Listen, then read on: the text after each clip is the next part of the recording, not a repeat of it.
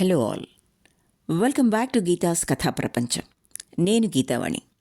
ఇప్పుడు మనం ఎద్దనపూడి సులోచన రాణి గారి ఆరాధన అన్న రచనను ఆస్వాదిస్తున్నాం. 5వ భాగంలోకి ప్రవేశించాం. కథకి కీలకమైన ఆసక్తికరమైన ఈ భాగంలోకి ఆలస్యం లేకుండా వెళ్ళిపోదామా? అన్నపూర్ణ, అనంత్ ఇద్దరూ లోపలికి వెళ్ళేసరికి లేడీ డాక్టర్ లోపలి గదిలో ఎవరినో పరీక్ష చేస్తుంది. ఇద్దరూ విజిటర్స్ రూమ్లో కూర్చున్నారు. అన్నపూర్ణ కళ్ళల్లో మాటి మాటికి ఉబికిపోతున్న నీటిని పెదవులు బిగబట్టి ఎలాగో నిగ్రహించుకోసాగింది. ఆ గది నిండా అక్కడక్కడా చిన్నపిల్లల ఫోటోలున్నాయి. వాటిని చూస్తుంటే ఇంకా ఎలాగో ఉంది. ఎంత ముద్దుగా ఉన్నారా పిల్లలు! వాళ్ళని కనిన ఆ తల్లిదండ్రులు ఎంత అదృష్టవంతులో! తన గర్భంలో మెదులుతున్న శిశువు తనకి దక్కడని తెలిసిన క్షణం నుంచి అన్నపూర్ణకి ఎలాగో ఉంది. తను ఎందుకన్ని కలలు కన్నది? ఎందుకన్ని ఊహలల్లుకుంది? తన మీద తనకే కోపం రాసాగింది. ముందు గదిలో కూర్చున్న వీళ్ళకి లోపలి గదిలోంచి మాటలు వినిపించసాగాయి. ఏం భయం లేదు, అంతా సరిగ్గానే ఉంది. మరో 3 నెలలు ఓపిక పట్టావంటే పండంటి పాపాయిని ఎత్తుకుంటావు. 3 నెలలంటే ఎంత? 3 నిమిషాల్లో తిరిగిపోవు అంటోంది లేడీ డాక్టర్. ఏమోనమ్మా, ఈసారి నీ చేతి సెలవు వల్ల ఈ బిడ్డన్న మాకు దక్కితే అదే 10,000. మా ఓడికి పిల్లలంటే ఎంత ప్యానమని అంటోంది మరో కంఠం. ఏం పర్వాలేదు, నువ్వు ధైర్యంగా ఉండు. నువ్వు మీ ఆయన పండంటి పిల్లాడిని ఎత్తుకుని మా క్లినిక్ నుంచి వెళ్ళకపోతే చూడు మరి, ఇదిగో ఈ మందులు మర్చిపోకుండా తీసుకో. అమ్మో, నేను మర్చిపోయినా మావాడు మరుస్తాడేంటి? ప్యానం తినీడు. నవ్వు వినిపించింది. మళ్ళీ ఈ తారీఖునరా పరీక్ష చేస్తా. అలాగే వస్తానమ్మా. ఇద్దరూ బయటకొచ్చారు. లేడీ డాక్టర్ రాగానే అనంత్ లేచి నిలబడి నమస్కారం చేశాడు. ఆవిడ ప్రతి నమస్కారం చేసి అన్నపూర్ణను చూచి చిరునవ్వు నవ్వింది. అన్నపూర్ణ గదిలోకి నడిచి వెళ్తున్న ఇంకో వ్యక్తిని చూస్తోంది. గదిలోంచి నడిచి బయటికి వెళ్తున్న ఇంకో వ్యక్తిని చూస్తోంది. డాక్టర్ ఇంత క్రితం పరీక్ష చేసిన ఆ వ్యక్తి, ఆ స్త్రీ నల్లగా, పొట్టిగా, కొద్దిగా అందవిహీనంగానే ఉన్నా ఎత్తుగా ఉన్న పొట్టతో, ఒక విధమైన హుందాతనంతో నడిచి వెళ్తోంది. ఆ ముఖంలో తల్లిని కాబోతున్నాననే తృప్తి స్పష్టంగా కనిపిస్తోంది. లోపలికి రమ్మా, లేడీ డాక్టర్ మృదువుగా పిలిచింది అన్నపూర్ణని. ఆమె లేచి లోపలికి వెళ్ళింది. కూర్చో, ఒక క్షణం, ఇప్పుడే వస్తా. లేడీ డాక్టర్ అన్నపూర్ణని కూర్చోబెట్టి మళ్ళీ బయటకు వెళ్ళింది. ఆవిడ అనంతని ఇంగ్లీష్లో ఏదో అడిగింది. అతను సౌమ్యంగా, ఎంతో మర్యాదగా జవాబులిస్తున్నాడు. ఇంతలో ఎవరో వచ్చారు. డాక్టర్ వాళ్లతో మాట్లాడటంతో 10 నిమిషాలు గడిచాయి. వచ్చిన వాళ్ళు వెళ్ళిపోయిన తర్వాత అనంత్, డాక్టర్ మళ్ళీ ఏదో మాట్లాడుకున్నారు. లోపల గదిలో కూర్చుని ఉన్న అన్నపూర్ణ కళ్ళు పెద్దవి చేసి విరువాలో వరుసగా ఉన్న మందుల వైపు చూస్తోంది. ఇందులో ఏ దరిద్రపు మందు తన ఆనందాన్ని హరించబోతోంది? ఏ సూది తన గుండెల్లో గుణపంలా గుచ్చుకోబోతోంది? అన్నపూర్ణ కళ్ళ ముందు ఇంత క్రితం నడిచి వెళ్ళిన ఆ నల్లటి స్త్రీయే కదులుతోంది. ఆ పుట్టబోయే సంతానం కోసం ఆ మనిషి ఎన్ని శ్రద్ధలు తీసుకుంటోంది, ఎంత జాగ్రత్త వహిస్తోంది. అన్నపూర్ణ గుండెలు ఆవేశంతో ఎగిరిపడుతున్నాయి. తను అనంత్ కోర్కెని ఎందుకు మన్నించాలి? ఈ ఒక్క విషయంలో తను ఎవ్వరూ ఏమి చెప్పినా విందు. తనకి ఆ మాత్రం స్వతంత్రం లేదా? తనకిష్టం లేదని ఈ డాక్టర్తో చెప్పేస్తే? ఇష్టం లేదన్న తర్వాత కూడా బలవంతంగా పట్టి ఇంజెక్షన్ ఇస్తుందా? అన్నపూర్ణ కళ్ళకి ఎదురుగా ఆవిడ పెన్, ప్రిస్క్రిప్షన్ రాసే పుస్తకం కనిపించాయి. కానీ ఏవైనా కానీ ఫలితం ఎలాగైనా ఉండని, కనీసం తను ప్రయత్నమైనా చేసి తీరుతుంది. అన్నపూర్ణ కింద పెదవి పళ్లతో నొక్కిపట్టి మెల్లగా ప్రిస్క్రిప్షన్ పుస్తకం మీద ఇలా వ్రాసింది: డాక్టర్, శిశువు నాకు కావాలి. నేను మూగదాన్ని. నా మనసులో బాధంతా మాటల రూపంలో మీకు వ్యక్తం చేయలేని అశక్తురాల్ని. నా మీద దయయుంచి ఈ ప్రపంచంలో నాది అనుకుని నేను మురిసిపోతున్న ఈ ఒక్క ప్రాణిని నాకు దక్కనియండి. పెన్ మూసేసి పక్కకు పెట్టి ప్రిస్క్రిప్షన్ పుస్తకం మీద చేత్తో మూసేసింది. ఒకవేళ అనంత్ కూడా లోపలికి వస్తే చస్తే ఇవ్వదు. తనకి ధైర్యం చాలదు. కానీ ఏ దేవుళ్ళు పైనుంచి ఆశీర్వదిస్తున్నారో అనంత్ రాలేదు. ఆవిడొక్కతే స్టెథోస్కోప్ ఊపుకుంటూ లోపలికొచ్చింది. అన్నపూర్ణ వైపు సరిగ్గా చూడకుండానే బీరువా దగ్గరికి వెళ్ళి పరీక్ష చేసి చిన్న బాటిల్ బయటకు తీసింది. సిరంజి కోసం అన్నపూర్ణ కుడివైపున స్టాండ్ దగ్గరికి వచ్చిన ఆవిడ అన్నపూర్ణ నిలబడటం, చేతిలో ప్రిస్క్రిప్షన్ పుస్తకం ఉండడం చూచి, ఏంటది అంది. అన్నపూర్ణ వణుకుతున్న చేతిని చాచి పుస్తకం ఆవిడ చేతికి అందించింది. ఏమిటిది అనుమానంగా తీసుకుని చూస్తూ చదివింది. అన్నపూర్ణ 2 చేతులు టేబుల్ అంచుని గట్టిగా పట్టుకొనున్నాయి. పుస్తకంలో విషయం చదివిన ఆవిడ తల ఎత్తి ప్రశ్నార్థకంగా అన్నపూర్ణ వైపు చూసింది. అన్నపూర్ణ కళ్ళు బేలగా ఉన్నాయి. లేడీ డాక్టర్ అన్నపూర్ణని పరీక్షగా చూస్తూ, అయితే నువ్విష్టపడలేదా అంది. లేదన్నట్టుగా గబగబా తల ఊపింది అన్నపూర్ణ. ఆవిడ 5 నిమిషాలు అలాగే ఆలోచిస్తున్నట్టు నిలబడిపోయింది. ఆ తర్వాత చేత్తో పుస్తకం తీసుకుని బయటకు వెళ్ళబోయింది. అన్నపూర్ణ 2 అంగల్లో ఆవిడ దగ్గరకొచ్చి చటుక్కున ఆ పుస్తకం తీసుకుని 2 చేతులతో గుండెల దగ్గర దాచుకొని అతనికి చెప్పొద్దు అన్నట్టు చూచింది. లేడీ డాక్టర్ కనుబొమ్మలు ముడిచి చూచింది. తరువాత ఏమనుకుందో ఏమో కర్టెన్ తొలగించి బయటకు వెళ్ళిపోయింది. బయట ఈసారి ఆవిడ అనంతతో తెలుగులోనే మాట్లాడింది. ఈ విషయం మీ భార్యకు తెలుసా? ఏమిటి డాక్టర్? అర్థం కానట్లు కుర్చీలోంచి లేస్తూ అడిగాడు అనంత్. చెప్పే తీసుకొచ్చారా? అనంత్ వెంటనే సమాధానం చెప్పలేదు. కొద్దిసేపు నిశ్శబ్దంగా ఉంది. లేడీ డాక్టర్ మృదువుగా అంది, చూడండి, ఆ అమ్మాయికి మీరు ఇది చెప్పి ఒప్పించి తీసుకొచ్చారని నేను అనుకున్నాను. మీరు చెప్పకపోయినా ఆమె గ్రహించింది. ఇంజెక్షన్ తీసుకోవటానికి ఒప్పుకోవటం లేదు. డాక్టర్, మీ పరిస్థితులు నాకేం తెలుసు? మీ సమస్యని సాటి మనిషిగా నేను అర్థం చేసుకోగలను. ఈ ఒక్క శిశువు మీకు పెద్ద భారం కాదు. ఈ ఒక్కటి కానివ్వండి. ఈ మొదటి కాన్పు అయిపోగానే ఆపరేషన్ చేయించొచ్చు. వద్దు అనుకునే వాళ్ళకి నేను సహాయం చేయగలను గాని పిల్లలు కావాలని తప్పించే వాళ్ళని నేను వారించలేను. కారణం ఏమిటంటారా? నేను పిల్లలు లేనిదాన్నే. తల్లి కావాలనే కోర్కెలో గల తపన స్వయంగా అనుభవిస్తున్నదాన్నే. I'm sorry mister Anant. Please don't think otherwise. ఆవిడ మాటలు అనంత్ మీద ఎలా పనిచేశాయో అన్నపూర్ణ కళ్ళారా చూడకపోయినా అక్షరాలా చూసినట్టే ఊహించగలిగింది. ఏం చేసింది తను? ఇంత సాహసం ఎక్కడి నుంచి వచ్చింది తనకి? అన్నపూర్ణకి కళ్ళు తిరిగినంత పనైంది. పావుగంట తర్వాత అన్నపూర్ణ క్లినిక్ నుంచి అనంత్తో బయటకొచ్చింది. అతని వైపు కళ్ళెత్తి చూసే సాహసమే కలగలేదు ఆమెకి. అనంత్ కూడా ఇటు చూడటం లేదు. వీధిలో వచ్చి పోయే జనాల్ని చూస్తున్నాడు. ఇద్దరూ మౌనంగా ఇంటికి తిరిగి వచ్చేశారు.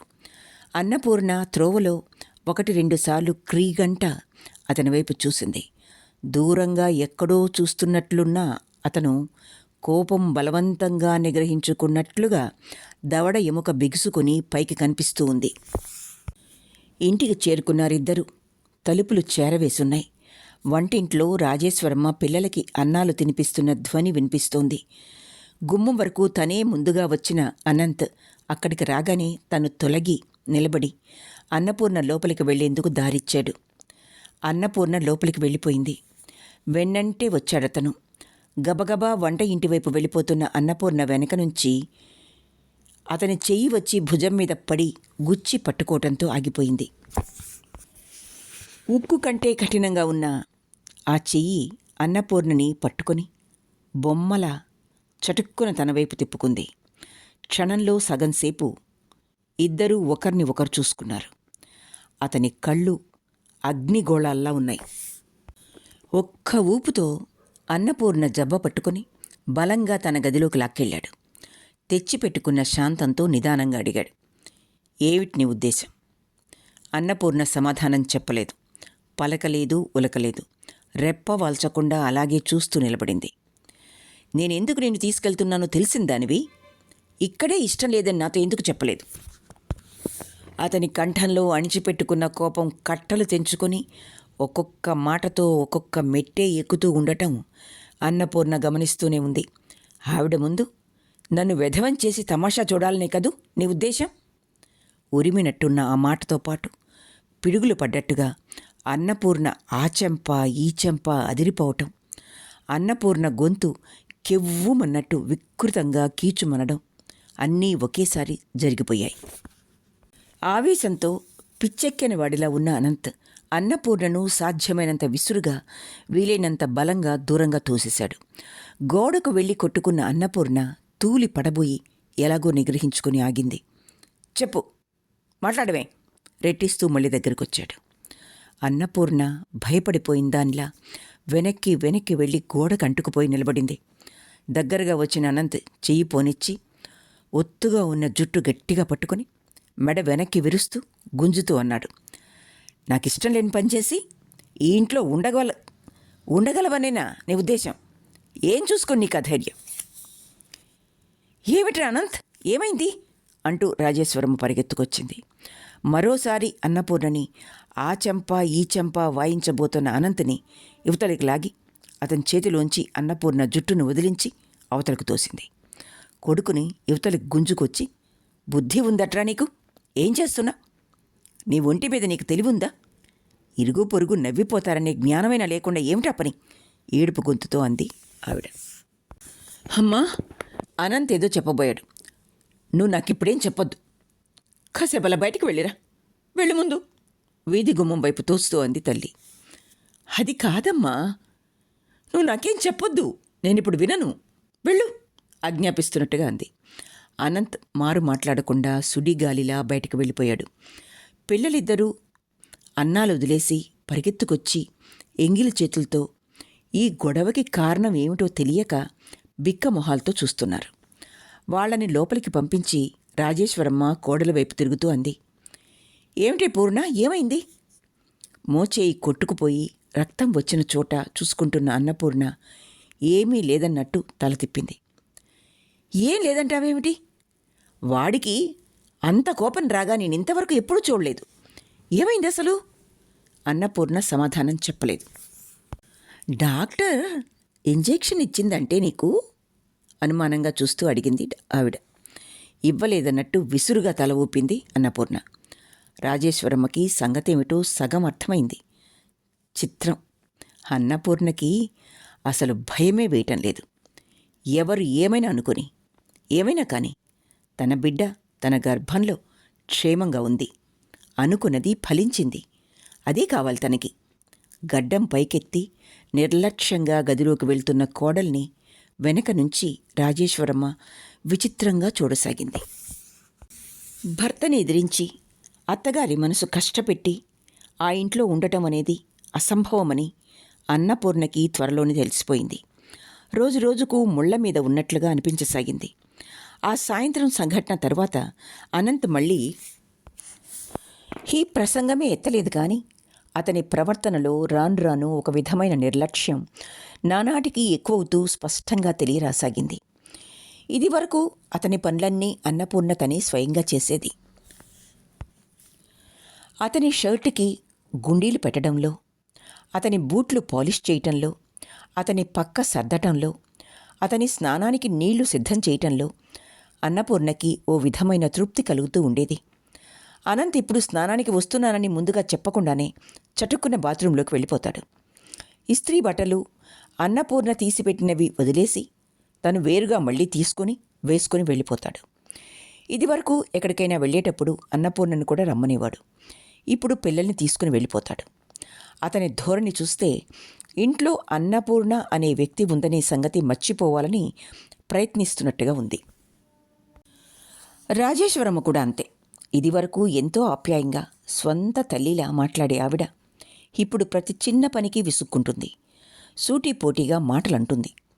ఇరుగు పొరుగు వాళ్ళెవరైనా అన్నపూర్ణం చూసి ఆవిడతో, హబ్బో, కోడలు ఒట్టి మనిషి కాదల్లే ఉందే, త్వరలోనే మీకు మనవడో మనవరాలో పుట్టబోతున్నారన్నమాట అంటే, హా, ఈ రోజుల్లో పిల్లలకేం భాగ్యం, ఊ అంటే ఊడిపడతారు అంది నిర్లక్ష్యంగా.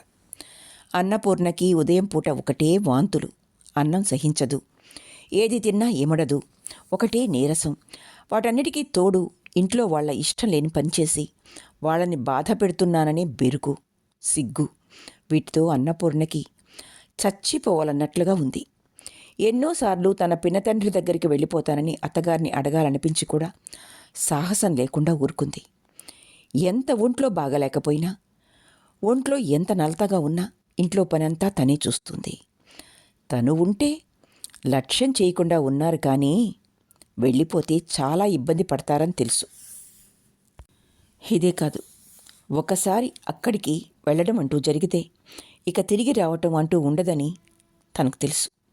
ఈ పరిస్థితుల్లో అక్కడికి వెళ్ళి పురిటికి అక్కడుంటే పిన్ని పెట్టే శాపనార్థాలు తను ఎరుగనివి, ఊహించలేనివి కావు. ఎలాగో ఆ కొంచెం నీళ్లు పోసేసుకున్న తర్వాత శాశ్వతంగా వెళ్ళిపోతుంది. తను ఈ శిశువుని కావాలని ఇంత గట్టిగా ఎందుకు పట్టుపట్టిందో, అనంతకి తన మనసులో ఘర్షణ ఎలాగైనా తెలియజేయాలని ఎంతగానో అనుకుంది. కానీ ఎలా? ప్రతిదానికి వ్రాసి ఇవ్వటం అంటే అన్నపూర్ణకి సిగ్గుతో చచ్చిన చావుగా ఉంది. ఎంత జాగ్రత్తగా వ్రాసినా కొట్టివేతలు, తుడుపులు వస్తూనే ఉంటాయి. అది కాకుండా హోటల్ తయారైపోవస్తోంది. ప్రారంభోత్సవం దగ్గరకొచ్చింది.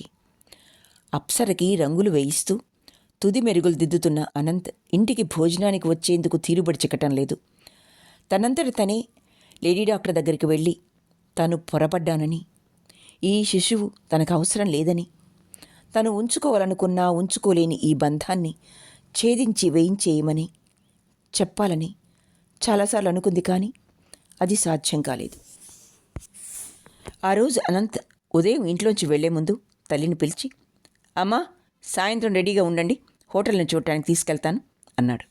సాయంత్రం పిల్లలతో పాటు అత్తగారు ప్రత్యేకించి చెప్పకపోయినా తను తయారైంది అన్నపూర్ణ. అనంత్ ఎంతో శ్రమపడి ఎన్నో రాత్రిళ్ళు నిద్రకు దూరమై గీసిన ఆ డిజైన్ అత్యద్భుతంగా ఉందని చూసి వచ్చిన వాళ్ళంతా రకరకాలుగా వర్ణిస్తూ మెచ్చుకుంటుంటే అన్నపూర్ణకి చాలా రోజుల నుంచి ఎప్పుడెప్పుడు దాన్ని చూస్తానా అని కుతూహలం ఎక్కువ కాసాగింది. అర్థం లేని అలకతో, లేని చిరాకు తెచ్చిపెట్టుకుని ఈ చూసే అవకాశం వదలదలుచుకోలేదామె. కోడలు బయలుదేరదేమో మందలించి ప్రయాణం కమ్మని చెప్పాలనుకున్న రాజేశ్వరమ్మకి అన్నపూర్ణ తనంతట తను తయారు కావటంతో పెదవి కదిపే అవకాశం లేకపోయింది. అనంత్ వచ్చాడు. అతని ఇంటికి వచ్చిన ట్యాక్సీలోనే అంతా బయలుదేరారు. అప్పుడే చీకటి పడుతోంది. రోడ్ల మీద దీపాలు వెలిగాయి. వీధుల్లో సాయంకాలం సందడి హెచ్చుగా ఉంది. ట్యాక్సీ రివ్వున దూసుకువచ్చి 4 రోడ్ల కూడల్లో కుడివైపుగా దీర్ఘంగా సమున్నతంగా ఉన్న ఒక 5-6 అంతస్తుల పెద్ద భవనం ముందు ఆగిపోయింది. ట్యాక్సీలోంచి అంతా దిగారు. ఎదురుగా ఆ వీధంతటికి రాజసం ఉట్టిపడుతున్న కొత్త రంగుతో ఎంతో అందమైన డిజైన్లో సగర్వంగా తలెత్తి నిలబడినట్లున్న ఆ భవనం వైపు పిల్లలు, రాజేశ్వరమ్మ, అన్నపూర్ణ తల ఎత్తి విప్పారిన నేత్రాలతో చూశారు. బారులు తీరినట్లు అరలున్న అన్ని అంతస్తుల్లో ప్రతి గదిలోనూ లైట్ వేసి ఉండడంతో కళకళ్లాడుతూ మిలమిల్లాడుతూ మెరిసిపోతున్న ఆ భవనం చూస్తే క్షణంసేపు ఈరోజు దీపావళి అనే అనుమానం కలుగుతుంది. అనంత్ బాబునెత్తుకున్నాడు. లక్ష్మీ రాజేశ్వరమ్మ చేయి పట్టుకుంది. అన్నపూర్ణ వాళ్ల వెనక నడుస్తోంది. అందరూ లోపలికి నడిచారు. అనంత్ ఒక్కొక్క ప్రదేశమే చూపిస్తూ వివరంగా తల్లికి చెప్పసాగాడు. ఇదిగోనమ్మా, ఇది రిసెప్షన్ రూమ్. ఎవరు ఏ విధమైన వివరాలు కావాలన్నా ఇక్కడ వచ్చి అడగాలి. ఇక్కడింకా సోఫాలు వేయలేదు, రేపేస్తాను అన్నాడు. రాజేశ్వరమ్మ సంభ్రమాశ్చర్యాలతో చూస్తోంది. క్రింది నేల నున్నగా తలతలలాడుతూ నీడలు తేలుతోంది. ఎంత చక్కటి ఫ్లోరింగ్! అనంత్ లోపలికి తీసుకువెళ్ళాడు. ఇది కిచెన్. ఇక్కడ తినటానికి అన్నీ తయారవుతాయి. అక్కడి నుంచి బయటికి రాగానే వేలు పెట్టి దూరంగా చూపిస్తూ, అదిగో ఆ ఆవరణ అంతా పెళ్ళిళ్ళు అవి జరిగినప్పుడు, పెద్ద పెద్ద విందులు చేయాలనుకున్నప్పుడు ఒకేసారి చాలామంది కూర్చునేలా ఏర్పాటు చేసే స్థలం. ఆ ప్రక్కనున్న ఖాళీ స్థలం అంతా కార్లని పార్కు చేసేందుకు. ఇదిగో ఇటురండి, అక్కడ లిఫ్ట్ ఉంది. ఇది ఎక్కితే ఏ అంతస్తుకు పోవాలంటే ఆ అంతస్తుకు వెళ్ళిపోవచ్చు. మెట్లెక్కాలంటే చాలాసేపు పడుతుంది, ప్రయాస కూడా అన్నాడు. అందరూ లిఫ్ట్ రూమ్లోకి వచ్చారు. 2వ నిమిషానికి పై అంతస్తు మీదకి తీసుకువచ్చి వదిలింది. అక్కడి నుంచి చూస్తే నగర శోభ రాత్రిపూట కన్నుల పండువగా కనిపిస్తోంది. ఇది రూఫ్ గార్డెన్. ఇక్కడ కూడా పార్టీలవే జరుగుతూ ఉంటాయి. వెన్నెల రాత్రుల్లో చాలా బాగుంటుంది. అనంత్ చెబుతుండగా సూపర్వైజర్లా ఉన్న ఒకతను ఎదురుగా వచ్చి నమస్కరించి బాబుని అడిగి తీసుకుని ఎత్తుకున్నాడు. పై అంతస్తు నుంచి మెట్ల మీదుగా ఒక్కొక్క అంతస్తే దిగుతూ అన్నీ చూసుకుంటూ వస్తున్నారు. ఆ గదులు, ఆ లైట్లు, ఆ పరదాలు చూస్తే అదేదో మాయాలోకంలా ఉంది. రంగులు వేయటం నిన్న మొన్ననే పూర్తి కావటం వల్ల ఆ వరండా అంతా ఒక విధమైన ఘాటు వాసనతో నిండుంది. అన్నపూర్ణకి కడుపులో ఎలాగో ఉంది. వాంతి అవుతుందేమోనని భయంతో చప్పున జేబు రుమాల్లో పెట్టి తెచ్చుకున్న ఒక్క పలుకు తీసి నోట్లో వేసుకుని బుగ్గను పెట్టుకుంది. ఒక్కొక్కటి చూస్తూ క్రింది అంతస్తుకొచ్చేశారు. అన్నపూర్ణ కడుపులో ఆపుకున్న వికారాన్ని అణుచుకోవడానికన్నట్లు పైటకొంగు తీసి నోటికి అడ్డం పెట్టుకుంది. ముందు నడుస్తున్న అనంత్ గాని రాజేశ్వరమ్మ గాని ఆ వెనకగా ఉన్న అన్నపూర్ణని గమనించలేదు. రాజేశ్వరమ్మ ఆనందానికి అడ్డు లేకుండా ఉంది. ఇన్నాళ్లకి తను కన్న కలలు ఫలించాయి. అనంత్ ప్రయోజకుడుగా 10 మంది చేత గుర్తింపబడ్డాడు. క్రింద రిసెప్షన్ రూంలో గుత్తులు గుత్తులుగా ఉన్న అందమైన లైట్ల కింద నిలబడి ఉన్న అనంత్ అప్పుడే అక్కడికి వచ్చిన ఒక లావుపాటి బట్టతల ఆయనకి తల్లిని పరిచయం చేశాడు. ప్రతి నమస్కారాలు జరిగినాయి. అనంత్ పిల్లలిద్దరినీ చూపించి ప్రతి నమస్కారం చేయమన్నాడు. తండ్రి చెప్పినట్లే చేశారు పిల్లలు. ఆయన పిల్లల బుగ్గలు నొక్కుతూ ఏదో అన్నాడు. అనంత్ రాజేశ్వరమ్మతో పాటు అక్కడున్న ఇద్దరు కూడా పక్కుమని నవ్వారు. దూరంగా కర్టన్లు తగిలిస్తున్న పనివాళ్లు కూడా ముసి నవ్వులు నవ్వారు. కళ్ళు తిరుగుతున్నట్టుగా ఉన్న అన్నపూర్ణ క్రిందికి దిగకుండా పై మెట్టు మీదని నిలబడి చూస్తోంది. వాళ్ళెంత సంతోషంగా ఉన్నారు. ఇక్కడికి వచ్చి ఇంతసేపయింది. అనంత్ తనతో ఒక్క చిన్న మాట మాట్లాడలేదు. తన వైపు అస్సలు చూడలేదు. ఏం చేసింది తను? ఈనాడు ఇంతగా అందరూ మెచ్చుకుంటున్న ఈ భవనం కట్టించేటప్పుడు అతను రాత్రనక పగలనక కష్టపడుతుంటే అతనికి ఇంట్లో అన్ని విధాలా నిశ్చింతగా ఉండేందుకు తనెంత తాపత్రయపడింది. అది అతనికి గుర్తులేదా? లేక గుర్తున్న లక్ష్యం లేదా? అవును, జీతం పారేసి చాకరీ చేయించుకునే పనివాళ్ల మీద యజమానికి శ్రద్ధ ఏముంటుంది? క్రింద నుంచి మరోసారి బిగ్గరగా నవ్వులు వినిపించాయి. గుండ్రంగా నిలబడ్డారు వాళ్ళంతా. తల పైకెత్తి ఓహోహో అని నవ్వుతున్న అనంత్ హఠాత్తుగా ఆగిపోయాడు. అందరికీ దూరంగా ఎడంగా పై మెట్ల మీద రైలింగ్ మీద చేయి వేసి పాషాణంగా నిలబడి ఉంది అన్నపూర్ణ. కత్తుల్లాంటి చూపులతో ఇటే చూస్తున్న అన్నపూర్ణను చూడగానే అతని ముఖంలో నవ్వు అంతరించి గంభీరమైపోయింది. అతను ముఖం తిప్పేసుకున్నాడు. రాజేశ్వరమ్మ బట్టతలాయనికి తన కొడుకు ఎంత కష్టపడ్డాడో చెప్తోంది. అన్నపూర్ణ గుండెల్లో ఆర్పశక్యం కాని మంట లాంటిది బయలుదేరింది. ఎంతైనా వాళ్ళంతా ఒకటి. తనెంత ప్రయత్నించినా వాళ్లలో కలవలేదు. కలవనివ్వరు వాళ్ళు. తను ఎప్పటికీ పరాయిదే. ఈ సత్యం ఇన్నాళ్ళు తను ఎందుకు గ్రహించలేకపోయింది? ఎంత మూర్ఖురాలైపోయింది తను. అసలు ఈ లోకమే అంత. మంచితనానికి గుర్తింపు లేదు, పనితనానికి రాణింపు లేనే లేదు, నిజమైన ఆత్మీయతకు విలువ లేదు. ఆర్భాటం కావాలి, ఆడంబరం కావాలి. తీయగా తేనెల సోనలు ఒలికించే మృదు మధురమైన భాష కావాలి. లోపలి హృదయం విషపు పుచ్చలా ఉన్నా సరే. అన్నపూర్ణకి హఠాత్తుగా తన గర్భంలో ఉన్న శిశువు మీద మమకారం నశించింది. ఎందుకు తనకింత ఆపేక్ష? ఎవరికోసం తనిది భరించాలి? ఇప్పుడు వీళ్ళెవ్వరూ ఇవ్వలేని అనురాగం, రూపులేని, పుట్టని ఆ వ్యక్తి పంచి ఇస్తుందన్న నమ్మకం ఏమిటి? ఆ ఊహలన్నీ తన వెర్రి నమ్మకాలేమో.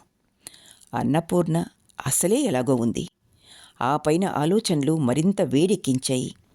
అనంతకు అవసరం లేని సంతానం తనకు మాత్రం ఎందుకు? తన దగ్గర ఏమాత్రం సమర్థత ఉందని? తన తిండి బట్టా కోసమే ఒకరి దయాధర్మాల మీద ఆధారపడిన అల్పురాలు ఇంకో ప్రాణికి బ్రతకగలిగిన అవకాశం తనెలా కల్పించగలుగుతుంది? అది మరో బెడద కింద తయారైతే? వద్దొద్దు. తనకి పిల్లలు వద్దు, ప్రేమ వద్దు. అన్నపూర్ణకి తను నిలబడిన చోటు నుంచి కిందగా ఉన్న నేల వరకు దూరం కళ్ళతోనే కొలుచుకుంది. పర్వాలేదు, ప్రాణాపాయం ఏమీ లేదు. ఉన్నా పర్వాలేదు. బ్రతికుండి ఎవరిని ఉద్ధరించాలి గనక. నుదుటి నిండా చెమట్లు పట్టాయి. ఏం చేయబోతుంతను? అసలే కళ్ళు తిరుగుతున్నాయి. మనసంతా చేదు జ్ఞాపకాలతో విషమయం అయిపోయి విరక్తితో నిండిపోయింది. ఒక్కడుగు క్రిందకు వేసింది. కళ్ళు తిరిగినాయి. మరో పాదం దించింది. కాని నేల అందలేదు. శరీరం తూలింది. విపరీతమైన భయంతో చెయ్యి చాచి పక్కనున్న రైలింగ్ పట్టుకోబోయింది. అప్పటికే ఆలస్యమైంది. శరీరం తల క్రిందులైంది. మరుక్షణం బంతిలా కిందికి దొర్లింది. పూర్ణ! అనంత పెట్టిన గావు కేక గాల్లో తేలిపోయింది. అన్నపూర్ణ తల మీద ఎవరో ఇనప సమ్మెటతో బాదినట్లయింది. అమ్మా అనబోయింది. కానీ పెదవులు కదల్లేదు. కళ్ళ ముందు చీకటి మూసుకొచ్చేసింది. అన్నపూర్ణకి మళ్ళీ మెలకువ వచ్చేసరికి తల దిమ్ముగా, హృదయం భారంగా, శరీరం తేలిగ్గా ఉంది. తెల్లటి దుప్పటి మెడ వరకు కప్పారు. క్షణంసేపు తను అక్కడ ఎందుకుందో, అది కలో నిజమో ఏదీ అర్థం కాలేదు. పూర్ణ, ఎలా ఉందే అమ్మా? ఏడుపు గొంతుతో అడుగుతున్న అత్తగారి వైపు అయోమయంగా చూసింది అన్నపూర్ణ. ఆవిడ ముఖం చూస్తుంటే చాలాసేపటి నుంచి ఏడుస్తున్న సూచనగా రెప్పలు వాచి ఉన్నాయి. ముక్కు మాటిమాటికి గట్టిగా చీదిన గుర్తుగా ఎర్రబడి ఉంది. అలా ఎలా పడ్డావే తల్లి? పడిందా? తనా? ఎక్కడ్నుంచి? అన్నపూర్ణకి వెంటనే గుర్తు రాలేదు. దేవుడు చల్లగా చూడబట్టి నువ్వు దక్కావు, లేకపోతే... ఆవిడ ముక్కు చీదింది. అన్నపూర్ణకి కొద్ది కొద్దిగా జ్ఞాపకం వస్తుంది. హోటల్కి వెళ్ళటం, తను మెట్ల మీద నిలబడటం, చుట్టూ ఆవరించుకుని ఉన్న ఘాటైన వాసన వెర్రెక్కించటం, కింద నిలబడి సంతోషంగా నవ్వుతున్న అనంతను చూడగానే ఆపుకోలేనంత కోపం రావటం, తానేదో రకరకాలుగా ఆవేశంగా ఆలోచించటం ఒక్కొక్కటి గుర్తుకు రాసాగాయి. నేను వస్తానే తల్లి. ఇవాళ ఎవ్వరికీ తిండి తిప్పలేవు. పిల్లల్ని పక్కింటి వాళ్ళ దగ్గర వదిలొచ్చాను. ఏం చేస్తున్నారో ఏమో. నువ్వు లేనిపోని ఆలోచనలతో మనసు పాడు చేసుకోక హాయిగా విశ్రాంతి తీసుకో. కోడలు నుదుటి మీద చేయి వేసి నిమురుతూ అంది ఆవిడ. ఆవిడ వెళ్ళిపోయింది. గదిలోకి వచ్చి ఇంజెక్షన్ ఇస్తున్న నర్సు అంది. పాపం, మీ అత్తగారులా ఉన్నారామె. చాలా మంచిదిలా ఉంది. మీకోసం ఎంత కంగారు పడ్డారో. ఏం పర్వాలేదండి, మీరు విశ్రాంతి తీసుకోండి అని ఎంత చెప్పినా వినకుండా అలాగే కూర్చుంది. ఈ రోజుల్లో కోడళ్ళని అలా స్వంత కూతుర్లా చూసే ఇలాంటి అత్తగారు చాలా అరుదు. మీరెంత అదృష్టవంతులు. నర్స్ మృదువుగా ఏదేదో అంటోంది. కానీ అన్నపూర్ణ చెవికి అదేం ఎక్కటం లేదు. ఒక్కటే గుర్తుకొస్తోంది. అన్ని ఆలోచనలని ఆ విషయమే ఆక్రమించుకుంటోంది. ఏం చేసింది తను? తను కావాలని తన కలల్ని నాశనం చేసుకుంది. తన సంతోషాన్ని తనే గొంతు నులిమి చంపేసింది. తన సంతానాన్ని చేజేతులారా తనే హత్య చేసింది. భగవాన్, ఇది ఏనాటి పాపం? ఇలా ఎక్కడైనా జరుగుతుందా? అన్నపూర్ణ మూసుకున్న కళ్ళ నుంచి వెచ్చటి కన్నీళ్లు పక్కలకు జారిపోతున్నాయి. ఆ జాలులో కలలు, ఆశలు, నమ్మకాలు, భవిష్యత్తు మీద భరోసా, బ్రతకాలన్న వాంఛ సర్వం కొట్టుకుపోసాగాయి. పూర్ణ! ఎవరో బొంగురుపోయిన గొంతుతో పిలిచారు. అన్నపూర్ణ మెల్లగా కళ్ళు తెరిచి చూసింది. గది గుమ్మంలో అనంత్ నిలబడి ఉన్నాడు. క్షణంసేపు ఇద్దరూ ఒకళ్ళ మనసులో భావం మరొకరు గ్రహించాలన్నట్టు అలాగే ఉండిపోయారు. అనంత్ మంచం ప్రక్కన కుర్చీలో కూర్చున్నాడు. అన్నపూర్ణ చేతిని తన చేతిలోకి తీసుకున్నాడు. ఎందుకిలా చేశావు అన్నాడు. అన్నపూర్ణ అర్థం కాని దానిలా చూస్తోంది. నిజం చెప్పు, నన్ను సాధించడానికే కదూ, కానీ నా మీద ప్రతీకారం తీర్చుకోవటానికి నీకింకో మార్గమే దొరకలేదా పూర్ణ? నీకు నువ్వు ప్రమాదం తెచ్చిపెట్టుకుంటావా? ఏ కాలో చెయ్యో విరిగితే ఏం చేసేదానివి? మృదువుగా మందలిస్తున్నట్లుగా అన్న అతని మాటల్లో అంతర్వాహినిలా ఆత్మీయత కూడా ఉన్నట్టు కనిపించినా అన్నపూర్ణ మనసు గుర్తించడానికి ఇష్టపడలేదు. ఇప్పుడింక ఎంత తీయగా మాట్లాడతారు. ఆలస్యంగానైనా అతను చెప్పినట్లే విందిగా. ఆఖరికి విజయం వాళ్లకే లభించిందిగా. ఇంకేం కావాలి? అన్నపూర్ణ ముఖం పక్కకు తిప్పుకొని ఎటో చూస్తున్నట్టుగా ఉండిపోయింది. ఇంతలో గదిలోకి డాక్టర్ రావటంతో అనంత్ అన్నపూర్ణ చెయ్యి వదిలేసి ఆవిడని విష్ చేస్తూ లేచి నిలబడ్డాడు. అన్నపూర్ణ క్లినిక్ నుంచి డిశ్చార్జ్ అయ్యి ఇంటికి వచ్చేసరికి ఊహించని మార్పులు కొన్ని ప్రచండ వేగంతో గాలి దుమారంగా వచ్చినాయి. అప్సర ప్రారంభోత్సవం చాలా ఆడంబరంగా జరిగింది. దాన్ని కట్టడానికి ముఖ్య పాత్ర వహించిన వారందరి పేర్లు ఫోటోలతో సహా పేపర్లలో వచ్చినాయి. ప్రారంభోత్సవానికి కావలసిన ఏర్పాట్లు చూడటంలో కూడా అనంత్ ముఖ్య పాత్ర వహించి అంతా అద్భుతంగా ముగిసేలా జాగ్రత్తగా చూశాట. అతని సమర్థతని, కార్యదీక్షని, ఉత్సాహాన్ని అందరూ కొనియాడారు. వారం తిరగకుండానే అనంత్ మరో 2 కాంట్రాక్టుల మీద సంతకం చేశాడు. ఒకటి టౌన్ హాల్ కట్టించడం, రెండవది నగరం మధ్యలో స్టేడియం నిర్మించటం. ఈ రోజుల్లో పలుకుబడి మీదే మనిషి ఉన్నతి ఉన్నదనే సంగతి అనంత్ విషయంలో అక్షరాలా రుజువైంది. అతనికి ఊపిరాడని పనితో పాటు హోదా కూడా పెరిగింది. చేతి కిందికి 4-5 మనుషుల్ని తీసుకుని వాళ్ళకి పని పంచి ఇచ్చాడు. అయినా సరే అతనికి క్షణం కూడా తీరుబడి ఉండటం లేదు. ఎప్పుడు చూసినా దేనికో దానికోసం ఎక్కడికో అక్కడికి తిరగాల్సిన పని ఉంటూనే ఉంటుంది. ఇంట్లో వాళ్లతో మాట్లాడేందుకు కూడా వీలు లేకుండా ఎవరో ఒకరు వస్తూనే ఉన్నారు. వచ్చే పోయే వాళ్ళు ఎక్కువ అవటంతో అనంత్ ఉన్న ఇల్లు చాలటం లేదు. ఒకరుండగా ఇంకొకరొస్తే గదిలో కూర్చునేందుకు ఖాళీ లేక బయట నిలబడాల్సి వస్తుంది. అనంత్ వాళ్ళు ఉన్న సందు కూడా ఇరుకుగా మురికిగా ఉండడం వల్ల కారులో వచ్చేవాళ్ళు కారు వీధి చివరనే ఆపి నడిచి రావాల్సి వస్తోంది. అనంత్ వేరే ఇల్లు అద్దెకు తీసుకున్నాడు. ఈ ఇల్లు ఇదివరకటి ఇంటికి 2 రెట్లుంది. ఇంట్లో గదులు చాలా ఉన్నాయి. ఇంటి ముందు వెనక కావలసినంత ఖాళీ జాగా ఉంది. ఇంటి ముందున్న ప్రదేశంలో అంత క్రితం అద్దెకుండి వెళ్లిన వాళ్ళు చక్కటి పూల మొక్కలు పెంచారు. ఇంటి ఆవరణ చుట్టూ ఉన్న ప్రహరీ గోడ మీదికి 4-5 రకాల బోగన్విల్లా పెంచి చాలా అందంగా కత్తిరించబడి ఉంది. ఇంటి ఆవరణలో కాలు పెట్టగానే హాయిగా విశ్రాంతిగా అనిపించేలా ఉంది ఆ ఇల్లు. కొత్త ఇంటికి రాగానే కొత్త కొత్త సామాన్లు కూడా చాలా వచ్చినాయి. డ్రాయింగ్ రూమ్లో అందమైన ఫర్నిచర్ అమర్చారు. గుమ్మాలకి కిటికీలకి పరదాలు అమర్చారు.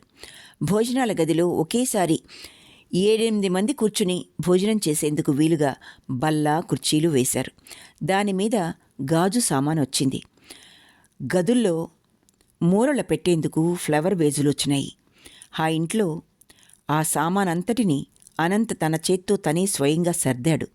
కొత్త ఇల్లు, కొత్త సామాను, కొత్త వ్యక్తులు, వీటి మధ్య తిరుగుతున్న అనంత్కి ఇప్పుడిప్పుడే తనకి మంచి రోజులు వచ్చినాయని ధైర్యం చిక్కసాగింది. అన్నపూర్ణ ఆరోగ్యం కొద్ది రోజుల్లోనే చక్కబడింది.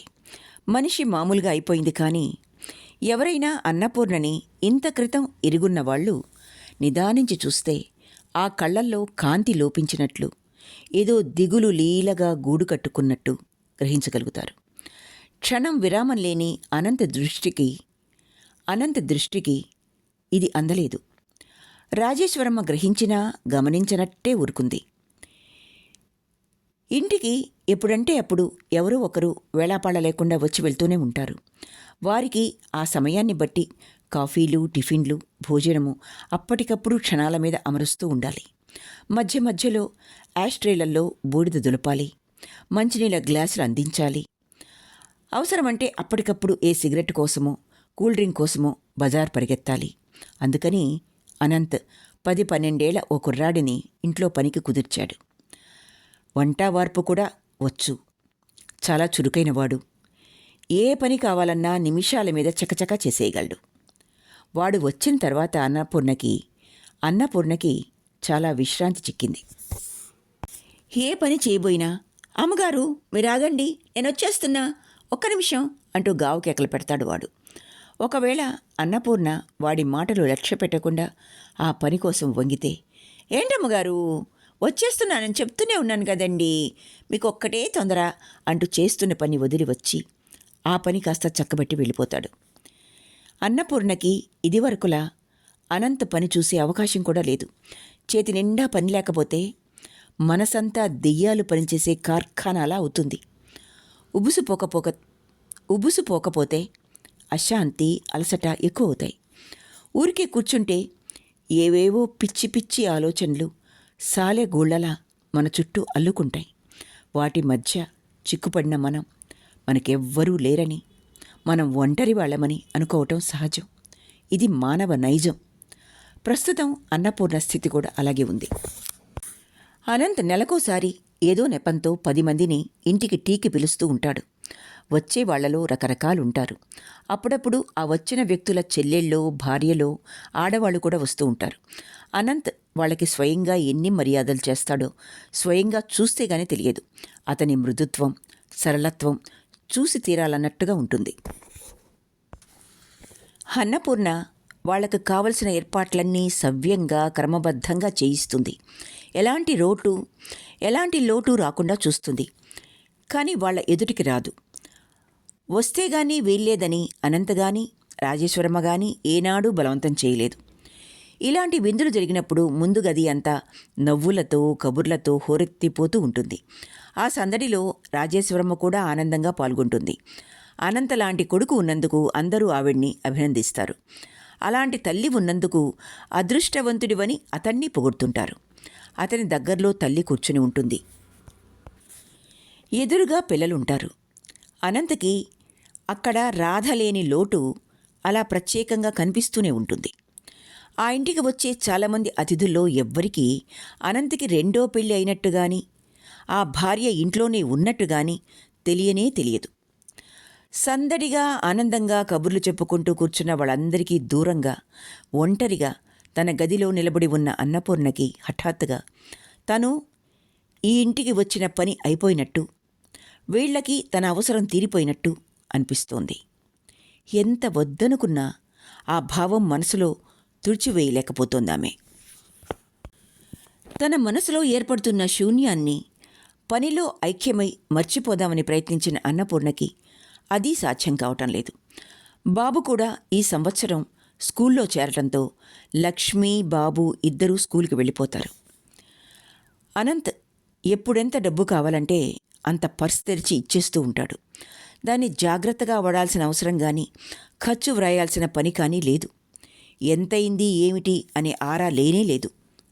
ఒకసారి రాజేశ్వరమ్మ ఏదో చెప్పబోతే అతను విసుగ్గా ముఖం పెట్టి మధ్యలోనే ఆపేస్తూ, ఇంకా ఆ లెక్కలు వివరాలు నాకేం చెప్పకమ్మా, పైసా దగ్గర్నుంచి లెక్క పెట్టుకుంటూ గడిపినన్ని రోజులు గడిపాం, ఇకనైనా మర్చిపోదాం అన్నాడు. ఖర్చు పెట్టే అతనే అవసరం లేదంటే ఇక లెక్కలెవరికోసం? కాస్త చేతిలో డబ్బు వెసులుబాటు చిక్కటంతో రాజేశ్వరమ్మ గారికి పూజలు పునస్కారాలు ఎక్కువైనాయి. అనంత్కి తను అవసరం లేని సమయంలో ఆవిడ గుడికో పురాణానికో వెళ్లాలని చూస్తుంది. ఏ వ్యాపకమూ లేకుండా ఎవ్వరికీ అవసరం లేనట్టు పరాకుగా వదిలేసిన వస్తువులా అయిపోయిన అన్నపూర్ణకి పొద్దు గడవటం రాను రాను చాలా కష్టం అయిపోసాగింది. ఇక్కడితో ఎద్దనపూడి సులోచనారాణి గారి ఆరాధన 5వ భాగం పూర్తి అయింది. ఆలకించినందుకు ధన్యవాదాలు.